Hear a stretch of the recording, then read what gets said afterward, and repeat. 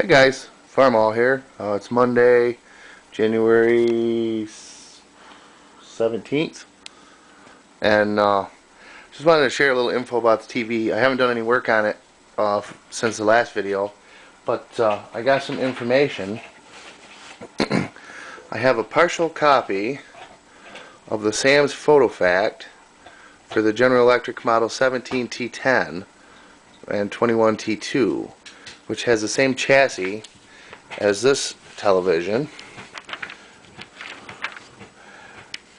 This is a scanned copy from a gentleman online, Tom A. I don't want to give his whole name in case he doesn't want it out there. And I was led to him through Steve M. at earlytelevision.org. I'm going to put the link at the bottom of the video if you want to go there and check it out. It's kind of a cool page. The neat thing about this is it has the schematic. Some of the service information is missing. Tom didn't have it in his folder, but the entire schematic is here, as well as parts layout. And I've printed out the schematic on another page, and I fastened it all together so I have one entire copy of the schematic. So this should help me out in figuring out what's wrong with the set. It has waveform diagrams and stuff. They're a little hard to see on here, but on the online, on the computer, I have a copy of it, and you can blow it up real big.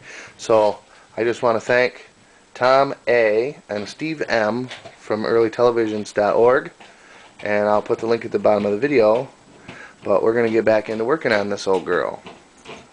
Okay guys, I think I may have found why we have no high voltage.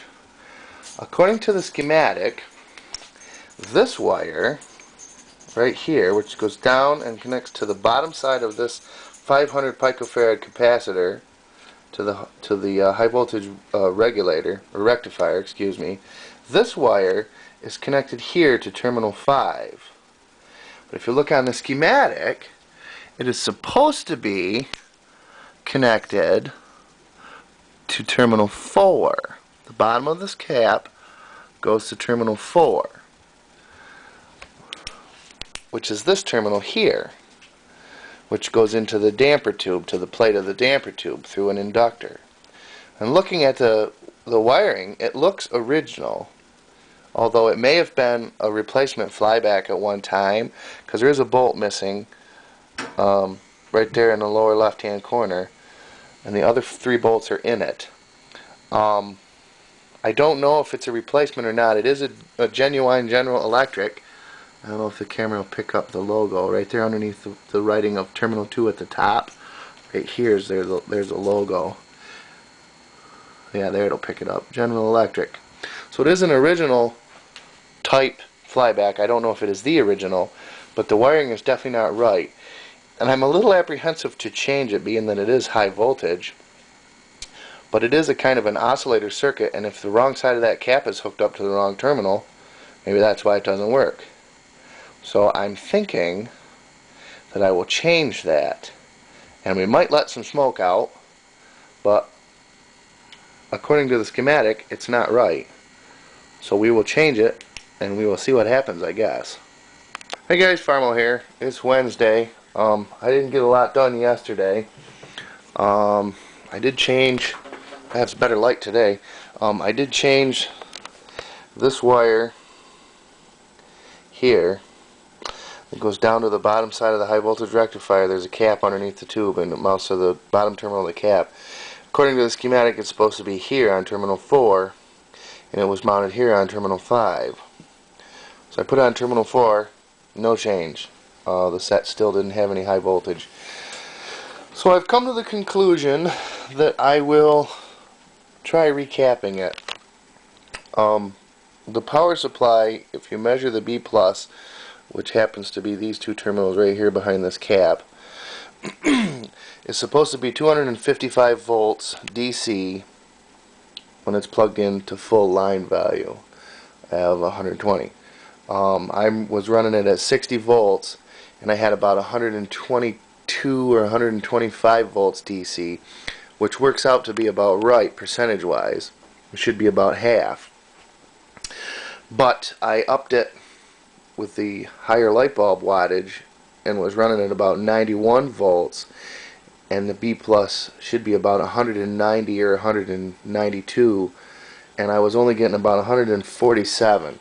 So that didn't go up at the same ratio as it was supposed to. And this cap, it's interesting how this is wired. This cap is actually in series with the AC line, and then it goes to the rectifiers, the selenium rectifiers, and it's half-wave rectified.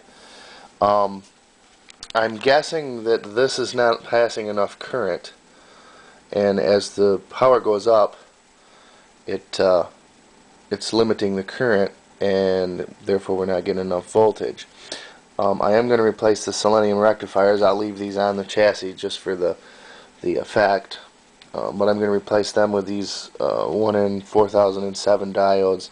They're good for 1 amp and 1000 peak reverse volts.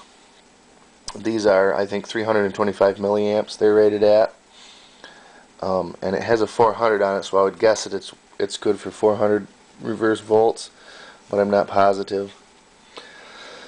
So we'll replace those, and I'm going to write up some of the caps. There's quite a few caps on this, actually.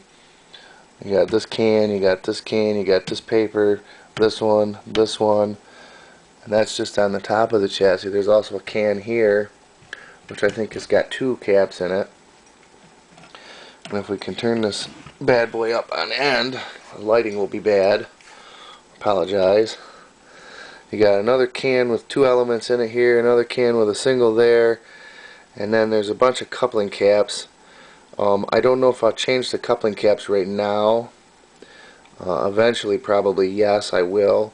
But I'd like to see if I can get something working here before I spend a lot of money on it. But that's where we're at right now. I forgot to mention when I was giving credits to the guys there for the schematic, I did want to send a shout out to Retro Chad. I've been a subscriber of his for at least a few months. He's got some really cool videos and kind of got me inspired to work on one of these old sets. And he's the one that gave me the link to the old television's webpage, earlytelevision.org.